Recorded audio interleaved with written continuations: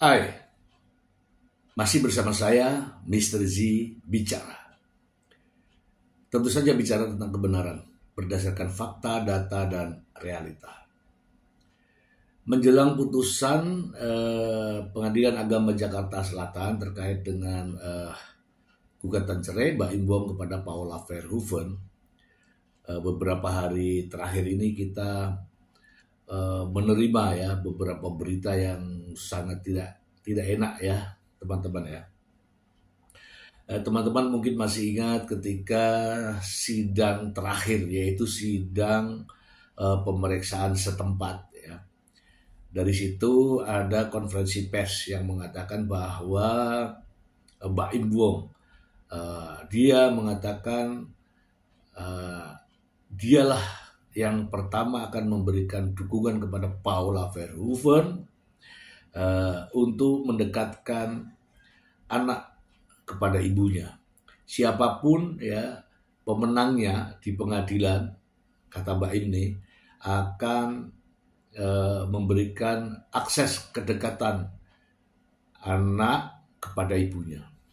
Ya, itu yang disampaikan saat itu.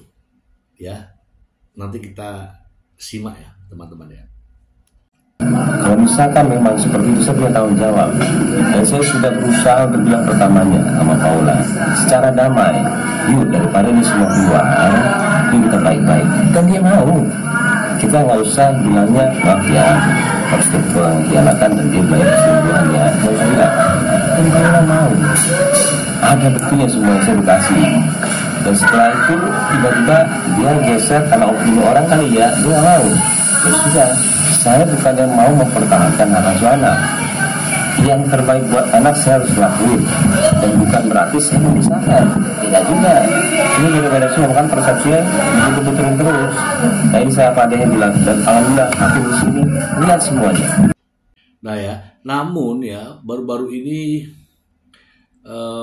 banyak yang beredar di berbagai media ya terkait dengan setelah persidangan kemudian ada momen di mana ketika lebaran justru Paula Verhoeven mengabarkan bahwa mendapatkan jatah waktu hanya 2 jam saat lebaran untuk bersama kedua putranya ya. Ini juga ramai ya. Kemudian ada lagi berita yang sangat mengagetkan ketika Paula Verhoeven mengunggah sebuah kalimat yang mengatakan di situ adalah seseorang yang memiliki karakteristik narsistik ya, NPD gitu ya. Dan ini saya yakin juga ditujukan kepada Baim Wong ya. Kemudian setelah itu Baim Wong juga mengunggah sebagai balasan unggahan Paula Verhoeven. Baim Wong mengunggah bahwa dirinya dalam keadaan sehat jasmani dan rohani, tidak ada permasalahan terkait dengan NPD, terkait dengan mental kejiwaan dari Baim Wong. Ini ramai di berbagai media sosial ya. Dan terakhir ada akses akun Paula Verhoeven diblokir agar tidak bisa menemukan atau menghubungi atau berkomunikasi dengan kedua putranya. Lantas dikaitkan dengan ketika Baim Wong berobat di Malaysia, anak-anaknya ini tidak dititipkan kepada ibunya. Justru dari sinilah menimbulkan banyak pertanyaan. Oke, teman-teman, ada sebuah berita ingin saya membacakan untuk Anda. Bahwa Pengadilan Agama Jakarta Selatan juga setuju ya dengan adanya anak yang masih di bawah 12 tahun diberikan kepada ibunya, asuhnya. Saya ingin bacakan untuk Anda supaya tidak menjadi fitnah berikut ini. dari Tribun Seleb ya, peluang Baim Bong Paula Verhoeven terkait hak asuh PA Jaksel, biasanya anak seusia itu dekat dengan ibunya. Proses perceraian antara Baim Bong dan Paula Verhoeven masih terus berlangsung di Pengadilan Agama Jakarta Selatan. Salah satu poin utama yang menjadi perhatian dalam kasus perceraian Baim Bong dan Paula adalah hak asuh anak. Sidang pemeriksaan setempat telah digelar pada Jumat 21 Maret 2025 di 3 lokasi, yaitu kantor Baim Bong, rumahnya di Pesanggerahan, serta rumah Paula Verhoeven. Tujuan dari pemeriksaan itu adalah untuk meninjau tempat tinggal anak-anak Baim dan Paula serta menilai lokasi kondisi yang paling baik bagi mereka. Humas Pengadilan Agama Jakarta Selatan, Suryana, menjelaskan pihaknya saat ini sedang mempertimbangkan terkait hak asuh anak jatuh ke tangan Baim Bong atau Paula Verhoeven. Menurut Suryana, ada beberapa faktor yang menjadi pertimbangan hakim terkait penentuan hak asuh. Jadi semuanya dipertimbangkan, jelas Suryana. Ketika hakim mau menentukan khusus dalam hak asuh anak itu, pasti dipertimbangkan tentang normatifnya. Kemudian juga faktor-faktor yang lain bisa dipertimbangkan. Sehingga bagaimana putusan hakim kita belum tahu paparnya. Selain faktor normatif, Suryana menyebut hakim juga melihat faktor sosiologisnya. Sebab kadang-kadang yang normatif itu tidak mestinya selamanya dipakai. Kita lihat juga faktor sosiologisnya, sambungnya. Meski begitu, Suryana menambahkan bahwa anak-anak di bawah usia 12 tahun memang selayaknya diasuh oleh ibunya, ujarnya. Oke teman-teman ya. Ini jelas dari Pengadilan Agama Jakarta Selatan. Saya ingin mengulas sedikit tentang putusan hakim dan cara kerja hakim. Nah, biasanya hakim mengambil keputusan itu dari keyakinan hakim, fakta-fakta persidangan, fakta-fakta pembuktian, dan penilaian dari hakim sendiri. Nah, masalahnya beberapa kasus ya teman-teman ya, hakim justru terjebak ke dunia persuapan ketika hakim dapat dipengaruhi cara mengambil putusan ya. Bisa saja saya mengatakan bahwa untuk pandangan saya, ketika anak-anak akibat perceraian, anak-anak usia yang masih di bawah 12 tahun sesuai dengan kompilasi hukum Islam, jatuhnya kepada ibunya hak asuhnya. Iya, jatuhnya kepada ibunya untuk hak asuh.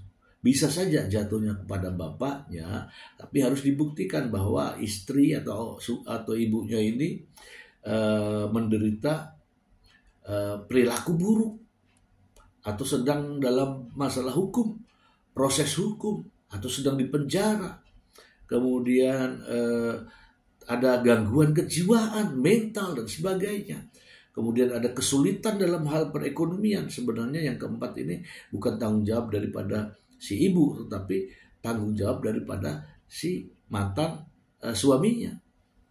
Namun lagi-lagi teman-teman, adanya keraguan karena banyaknya fenomena hakim menerima suap. Jika hakim lurus-lurus saja, saya mengatakan bahwa putusan ini akan menjatuhkan hak asuh anak kepada Paula Verhoeven. Saya tidak tahu kalau hakim terpengaruh dengan adanya hal-hal yang secara material gitu ya, secara finansial, secara uang ya. Saya mengatakan demikian karena banyak fakta, banyak bukti bahwa hakim-hakim juga terpengaruh dengan cara mengambil keputusannya apabila mendapatkan uang. Salah satu contoh ini ya teman-teman ya. Saya akan sampaikan press release tentang perkembangan penyidikan tindak pidana korupsi, suap, dan atau gratifikasi terkait penanganan perkara di Pengadilan Negeri Jakarta Pusat.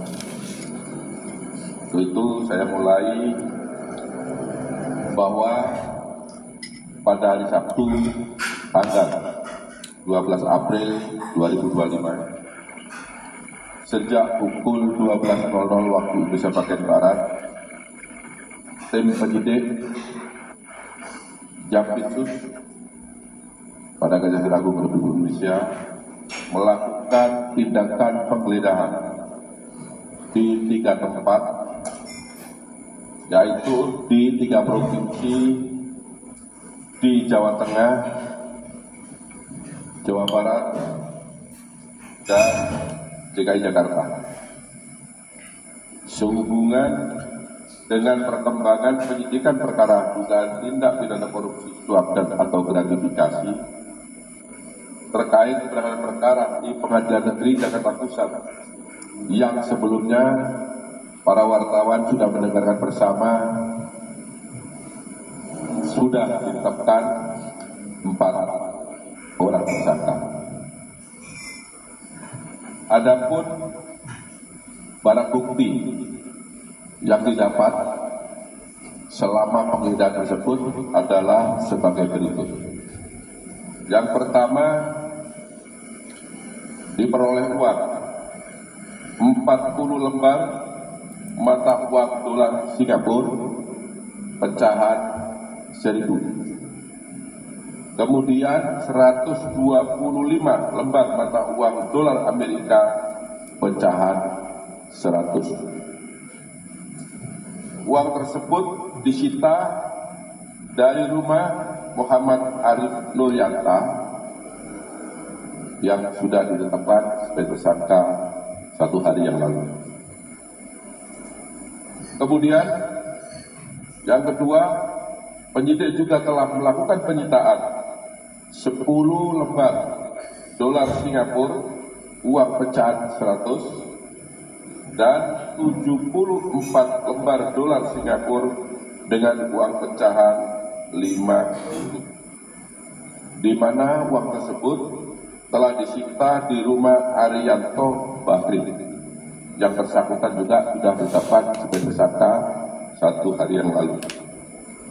Kemudian yang ketiga, telah disita 3 unit mobil yang terdiri dari 1 mobil merek Toyota Land Cruiser dan 2 unit mobil merek Land Rover. Kemudian 21 unit sepeda motor. Ini di sebelah kanan saya, banyak motor besar ya. Dan 7 sepeda. Juga ini disita.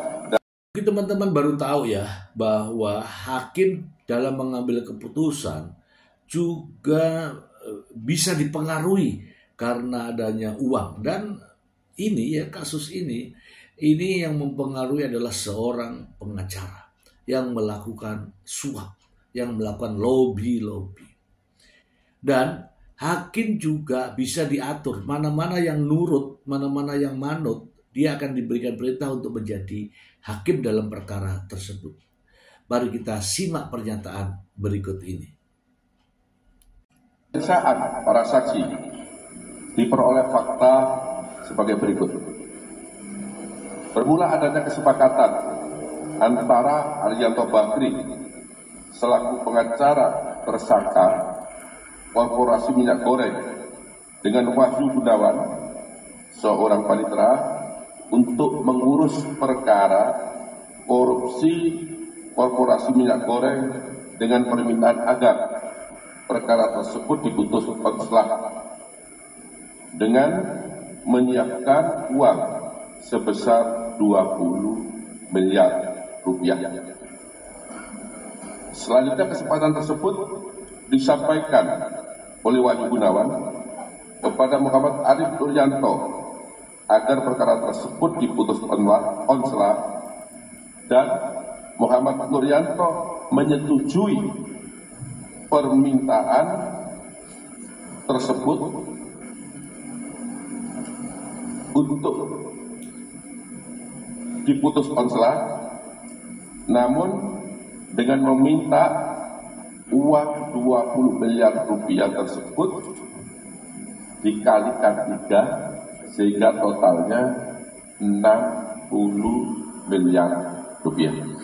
Dan untuk mempengaruhi putusan hakim yang mengambil keputusan untuk membebaskan atau setidak-tidaknya cenderung ke satu pihak, maka hakim menerima bukan uang kecil, teman-teman. Ini uang besar dan pemberinya adalah orang-orang yang memiliki uang.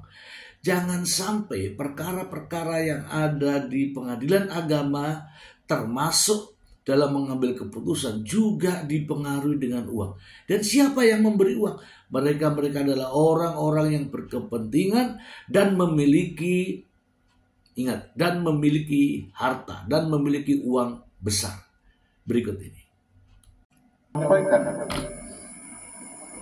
informasi tersebut kepada Arianto Bakri agar menyiapkan uang sebesar 60 miliar rupiah. Dan Arianto Bakri menyetujui permintaan tersebut.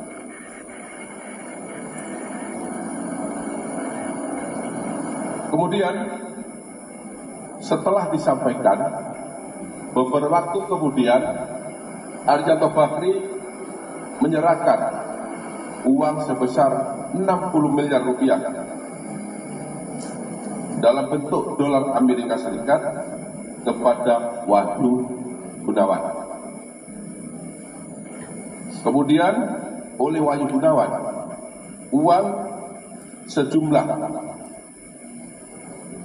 60 miliar rupiah dipindah diteruskan ya, karena uang yang diserahkan adalah uang dolar Amerika Serikat, diserahkan kepada Muhammad Arif Nuryanto. Dan pada saat itu Wahyu Gunawan diberi oleh Muhammad Arif Nuryanto sebesar 50.000 US dollar sebagai jasa penghukum dari Muhammad Arif Nuryanto. Jadi Wahyu Gunawan pun dapat bagian. Tidak hanya sampai di situ, teman-teman. Pembagian hakim dalam menentukan perkara mana, kemudian dapatnya berapa, kemudian bagaimana putusannya, juga sudah direncanakan sedemikian rupa, teman-teman. Sehingga bila mana ini terjadi pada kasus yang dihadapi Baim Wong dan Paula Verhoeven, maka saya sedikit pesimis ya. Hakim, bahkan hakim ketua mau menerima suap hanya untuk sebuah keputusan yang sebenarnya kalau berpedoman pada yang benar, yang lurus, yang tepat, itu hakim tidak mungkin terjerat semacam ini. Mari kita simak. Arif Nuryanto. Kemudian yang bersangkutan, ya, di mana saat itu yang bersangkutan menjabat sebagai wakil ketua Pengadilan Negeri Jakarta Pusat, kemudian menunjuk majelis hakim yang terdiri dari DJU sebagai ketua majelis, kemudian AL yang bersangkutan adalah hakim ad hoc, dan ASB sebagai anggota majelis. Bayangkan betapa. Tentu saja ini fenomena yang ya teman-teman ketahui ya, fenomena yang sebenarnya ini penyakit lama. Ada hakim ketua, wakil ketua, ketua majelis hakim, pengacara, panitera. Begitu banyak yang sudah masuk ke penjara gara-gara perbuatan yang seharusnya tidak perlu dilakukan. Karena hakim itu tahu hukum, tahu akibat. Mengapa masih ada hakim-hakim yang berperilaku buruk semacam ini? Oleh Muhammad Arif Nuryanto Kemudian yang bersangkutan, ya, di mana saat itu yang bersangkutan menjabat sebagai wakil ketua Pengadilan Negeri Jakarta Pusat, kemudian menunjuk majelis hakim yang terdiri dari DJU sebagai ketua majelis, kemudian AR yang bersangkutan adalah hakim ad hoc, dan ASB sebagai anggota majelis. Setelah terbit surat penetapan sidang, Muhammad Arif Nuryanto memanggil DJU selaku ketua majelis dan ASB selaku hakim anggota. Lalu Muhammad Arif Nuryanto memberikan uang dolar bila diteruskan ke dalam rupiah senilai 4.500.000.000, di mana uang tersebut diberikan sebagai uang untuk baca berkas perkara, dan Muhammad Arif Nuryanto menyampaikan kepada dua orang tersebut agar perkara diatensi. Miris ya teman-teman ya, miris sekali ya, miris sekali. Saya tidak bisa berkata-kata. Semoga saja masih ada hakim-hakim yang lurus, hakim-hakim yang tidak tergoda dengan duit untuk mengambil keputusan, teman-teman. Alat bukti yang cukup, di mana penyidik sudah melakukan pemeriksaan terhadap 7 orang saksi secara maraton, maka pada malam hari tadi sekitar pukul 11.30 tim penyidik telah menetapkan 3 orang sebagai tersangka dalam perkara ini. Adapun ketiga orang tersebut masing-masing adalah: 1. Tersangka ABS selaku hakim pada Pengadilan Negeri Jakarta Pusat dengan surat penetapan nomor 25 tanggal 13 April 2025. Yang kedua, tersangka AM berdasarkan surat penetapan nomor 26 tanggal 13 April 2025.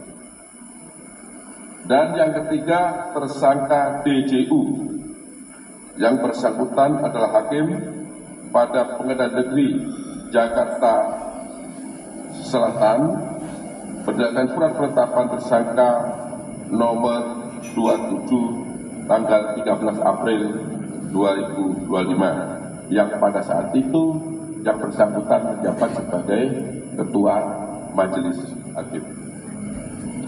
Adapun pasal yang disangkakan terhadap ketiga orang tersebut adalah pasal 12 huruf C junto pasal 12 huruf B besar, junto pasal 6 ayat 2, junto pasal 18 Undang-Undang Nomor 31 Tahun 1999 tentang pemberantasan tindak pidana korupsi sebagaimana telah diubah dengan Undang-Undang Nomor 20 Tahun 2021 junto pasal 55 ayat 1 ke 1 Kitab Undang-Undang Hukum Pidana. Terhadap para tersangka dilakukan penahanan 20 hari ke depan berdasarkan surat perintah penahanan nomor 25 tanggal 13 April 2005 untuk tersangka atas nama ABS. Kemudian untuk tersangka atas nama AM berdasarkan surat perintah penahanan nomor 26 tanggal 13 April 2025, dan yang terakhir atas nama tersangka DJU berdasarkan surat perintah penahanan nomor 27 tanggal 12 April 2025. Nah, harapan saya adalah ketika persoalan hukum keluarga yang sedang dihadapi Mbak Inbom dan juga Paula Verhoeven, ya kan, normatif saja sesuai dengan aturan yang berlaku. Jika ada perselingkuhan, buktikan mana perselingkuhannya. Jika ada trauma anak, buktikan trauma anaknya. Jika itu semua tidak ada, silakan. Dasarnya menggunakan kompilasi hukum Islam pasal 105. Akibat perceraian terhadap anak-anak yang masih di bawah usia 12 tahun atau belum mumazid, hak asuhnya diberikan kepada ibunya. Dan bapaknya berkewajiban memberikan nafkah pemeliharaan sampai anak-anak ini dewasa. Jangan aneh-aneh. Kalau aneh-aneh nantinya seperti hakim-hakim yang tadi. Ini sangat berbahaya.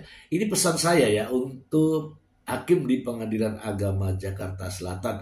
Pegang sumpah Anda, pegang janji Anda, takutlah Anda kepada Yang Maha Kuasa.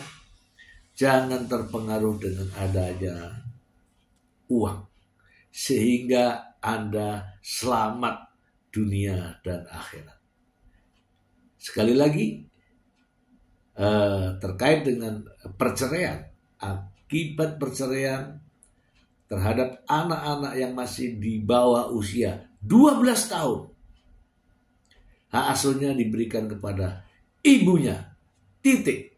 Dan ayahnya berkewajiban untuk memberikan nafkah pemeliharaan sampai anak-anak dewasa. Bagaimana menurut Anda? Tulis dalam kolom komentar. Semoga bermanfaat. Bye.